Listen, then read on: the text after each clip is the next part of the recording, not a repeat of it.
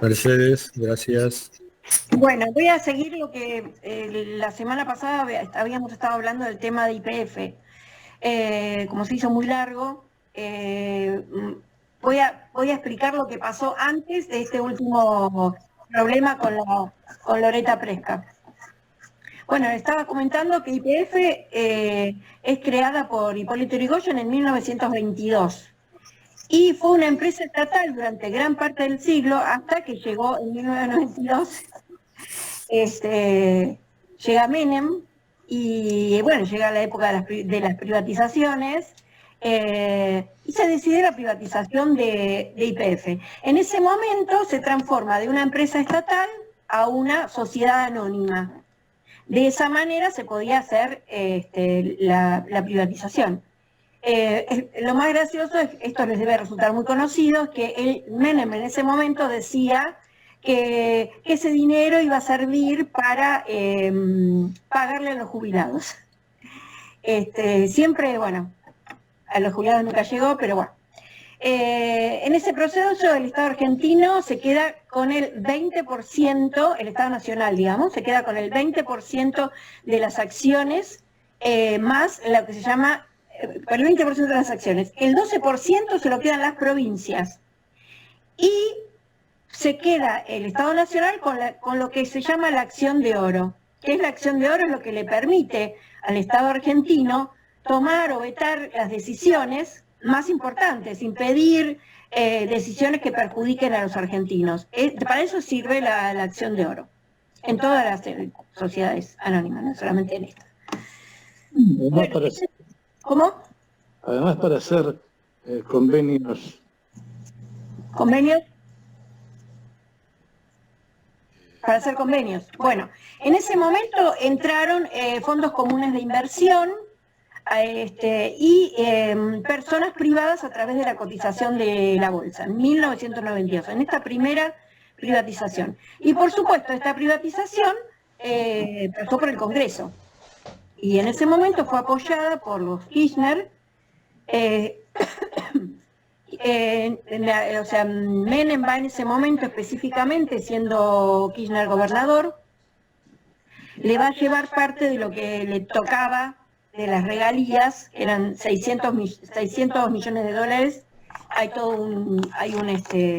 Se hace un acto y demás por eso.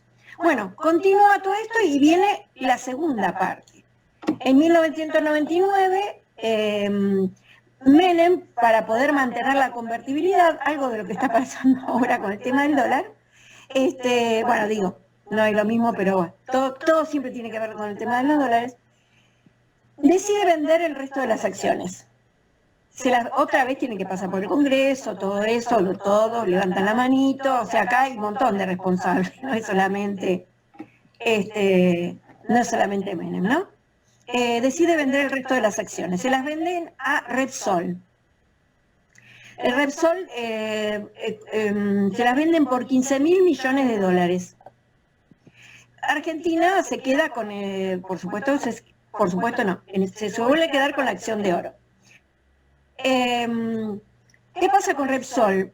Habíamos estado comentando ya la otra vez que Repsol en realidad lo que trata de sacar es la mayor rentabilidad, no invirtió nada y sacó todo lo que pudo, especialmente de lo que se llamaban los pozos viejos. Los pozos tradicionales que ustedes veían con el que se hacía el agujerito para abajo, se perforaba, las perforaciones, todavía no se sabía todo el tema de vaca muerta y el tema del fracking, todavía no se había descubierto.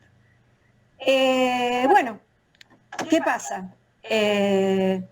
Repsol justamente lo que produce empieza a producir un vaciamiento, porque lo que hace es sacarle la ganancia, pero no hace ninguna inversión. Con lo cual, en 2007, Néstor, que era presidente, decide y ve que es favorable que haya un grupo empresario argentino dentro de lo que es YPF. Yo creo que también pensando en algún momento en otra acción. Pero toma esta primera acción y el que compra, entre comillas, sin un solo peso, es el grupo Petersen, que es el grupo Eskenazi. En ese momento compra el 15% de las acciones.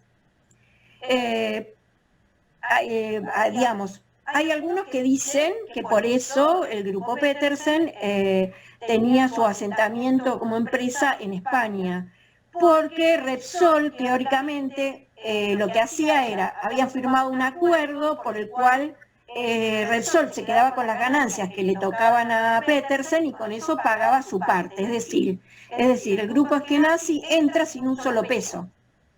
¿Sí? Bueno, otros dicen, porque hay varias versiones, otros dicen que en realidad sacó un crédito y que iba pagando el crédito con las regalías. La cuestión es que no puso un solo peso. En el año 2011, Petersen con el mismo mecanismo compra el 10% más de las acciones. Igual, con el mismo mecanismo. ¿Qué pasa ahí?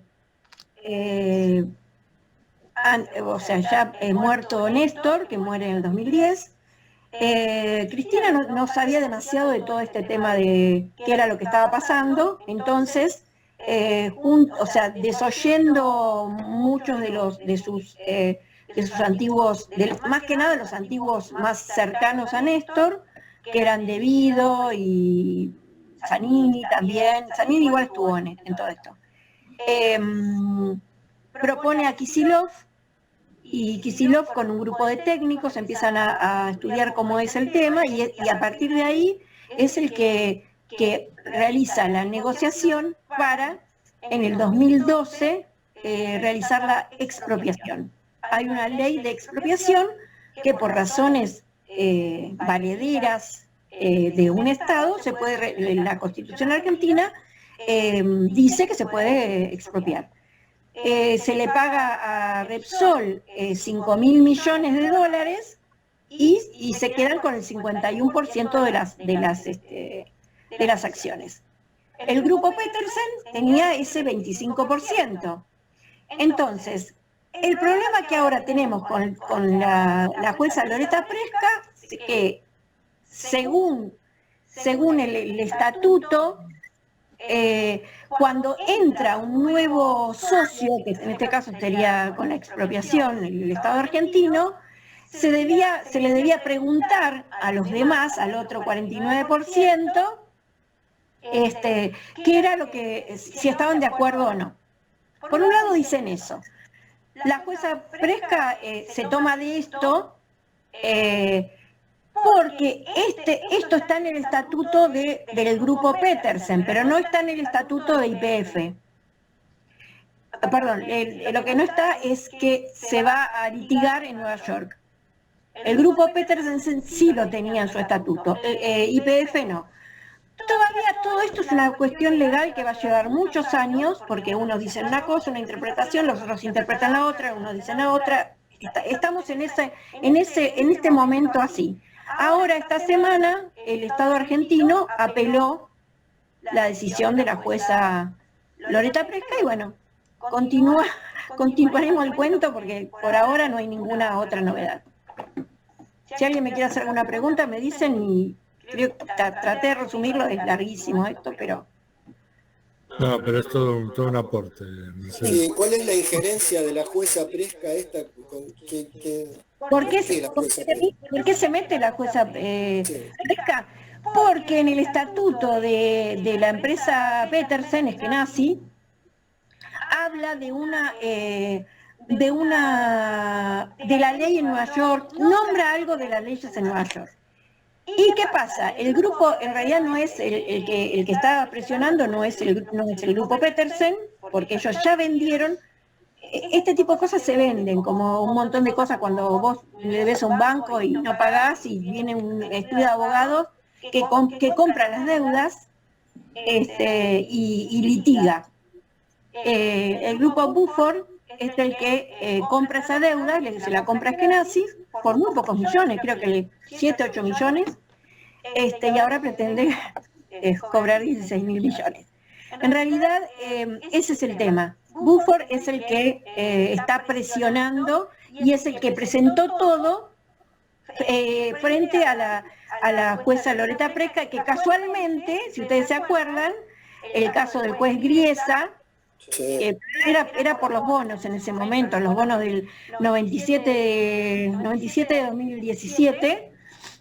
Finalmente en el 2018 Macri, sin decir nada, sin hacer ningún tipo de presión, paga y paga más de lo que Griesa pide. Entonces, Sí, pero en ese mismo juzgado está esta Loreta, que es una jueza municipal, que no sé bien cómo es, pero no es que es un juzgado, qué sé yo, la Corte Suprema como acá, no sé, un superjuzgado, es un juzgado de cuarta categoría. Pero igual Griesa tenía injerencia porque se había estipulado que ante un litigio se tenía que ir a esos tribunales. Claro. Este no es el caso. Este no es el caso. En ese caso sí se había puesto porque eran bonos que se vendieron y qué sé yo. No es lo mismo que esta empresa, que una empresa estatal y que después de una ley de expropiación. Esto ya lo expliqué la otra vez, que en realidad ella nunca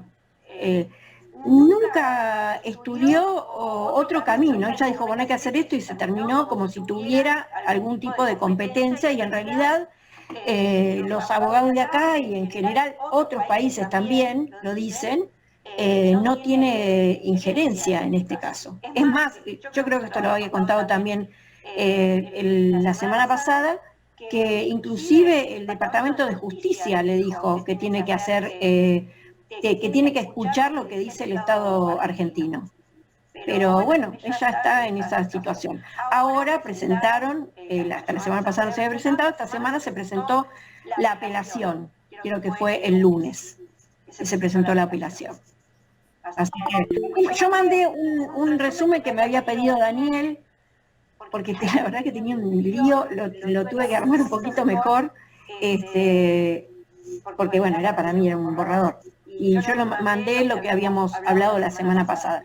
Y una de las cosas que yo no me acuerdo si lo llegué a decir la semana pasada es que ahora, creo que sí, que esa parte la dije, que el problema está con en este momento, digamos, a diferencia de la ley argentina, que cuando uno hace una apelación como que se frena todo, la ley en Estados Unidos no se frena nada, y digamos, como que vos podés apelar, pero digamos, el litigio sigue. O sea, supuestamente tendríamos que dar el 51% de las acciones más el dinero, bueno, todo un tema. Vamos a ver qué pasa, porque ahora se presentó y hay que esperar ver cuál es la respuesta de allá. Igual, yo lo que no entiendo es por qué tenemos que esperar la respuesta de allá cuando es algo que no corresponde, ¿no? Así. Bueno, Mario, querías una pregunta. No, una pregunta no, porque meternos en un despelote, ¿viste? Realmente es muy leguleyo todo esto y...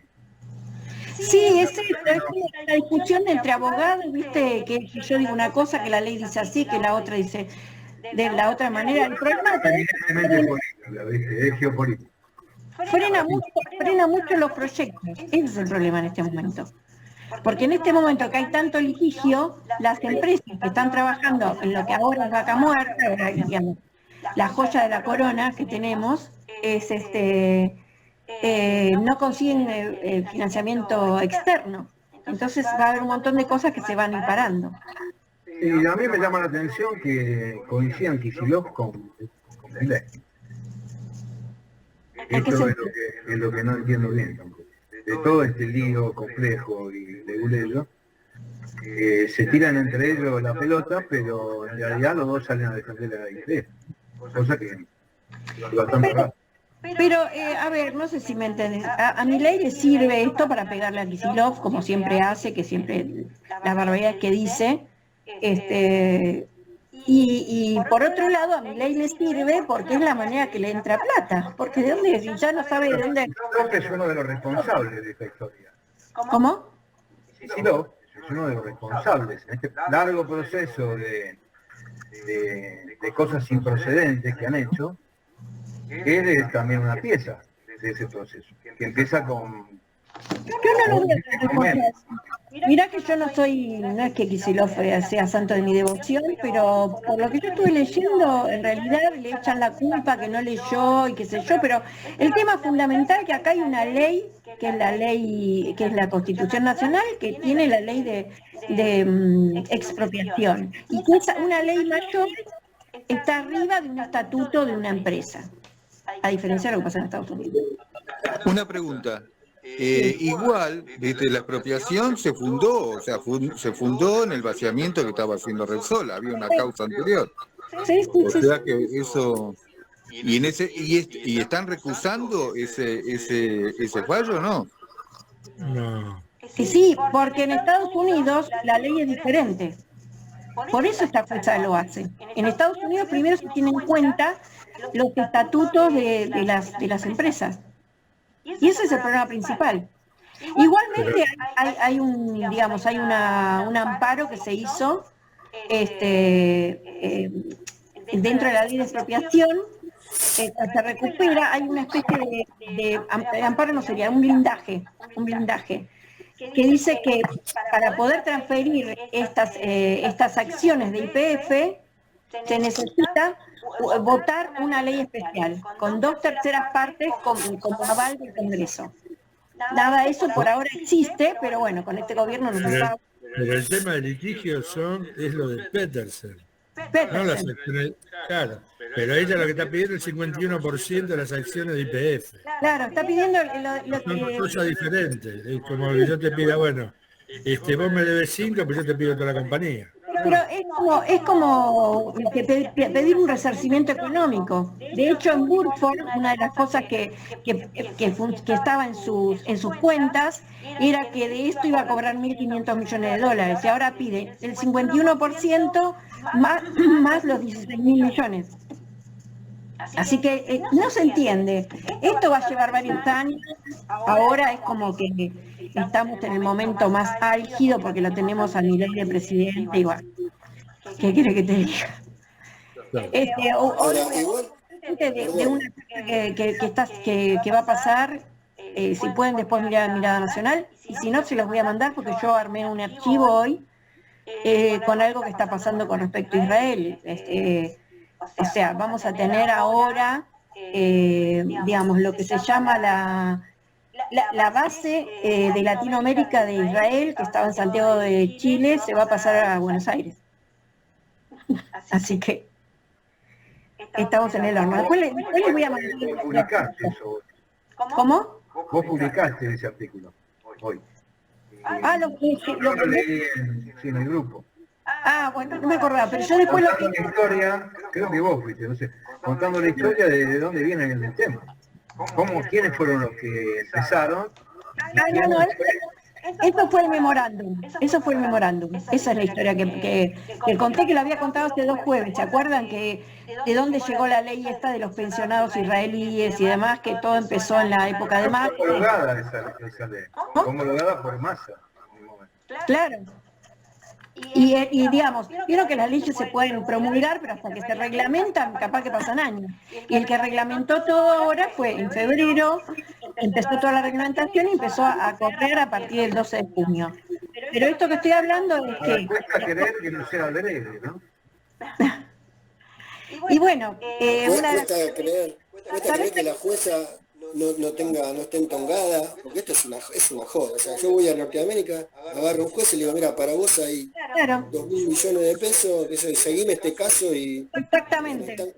Es una locura, es un desaguisado por donde se mide, porque aparte no es competente para juzgar esto. Realmente el Departamento Judicial de Estados Unidos le mandó 2 escritos a finales de 2023, diciéndole que tiene que escuchar lo que el Estado argentino dice, y la mina lo siguió, con lo cual a mí me llama la atención también, como está diciendo Jorge. Yo voy a Tanganica y me arreglo con alguien y eso, es una locura, porque no hay, ¿qué competencia tiene? Que vayan, no sé, a la Corte Internacional de la Haya, por ahí sería más lógico. Pero tienen 50 portaaviones, Jorge. Tienen 50 portaaviones, muchachos. No, pero no tiene nada que ver, porque fíjate vos, ahí es donde está funcionando la separación de de poderes. Si el Departamento de Estado está diciéndole, oiga, jueza, pare la moto, que tiene que escuchar la posición argentina, y la jueza, que es Poder Judicial, aunque sea de cuarta categoría, dice, yo voy a hacer lo que yo voy a hacer. Punto. Y ahí está. O sea, no es la fuerza, ahí no interviene la fuerza, eso es igual es al final, cuando ya esté adoptado como que tenga fuerza judicial sobre un veredicto que ya dé, pero mientras tanto...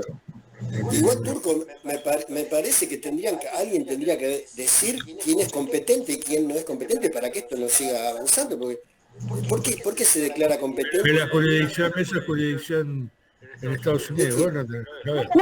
Ellos se basan no en la expropiación, sino que se basan Claro. en no se cumplió con el estatuto de que, digamos, que al entrar un nuevo socio a la empresa, tendrían que haberle preguntado a los demás socios. Claro. Se basan en eso. Y se van a... Como que la expropiación fue mal hecha, porque no tuvieron en cuenta eso. Ahí me pica acá. Se basan en eso. Pero por todo eso están pidiendo el 51% de las acciones y 16.000 millones, ¿viste? Es como que... ¿Y en qué año fue la expropiación? 2012. 2012 y en 2025, ¿se acuerdan? O sea, no cierra por ningún lado. Es un grupo, es un grupo de abogados caranchos. ¿Qué querés? Claro. Lo que pasa es que quiebra Petersen. En el interior, claro, se ve que en algún momento cuando se vende, cuando le pagan a Repsol era la que le había dado el crédito, y presenta la quiebra en España. Y estas cosas llevan tiempo, una quiebra. Entonces, ¿qué pasa?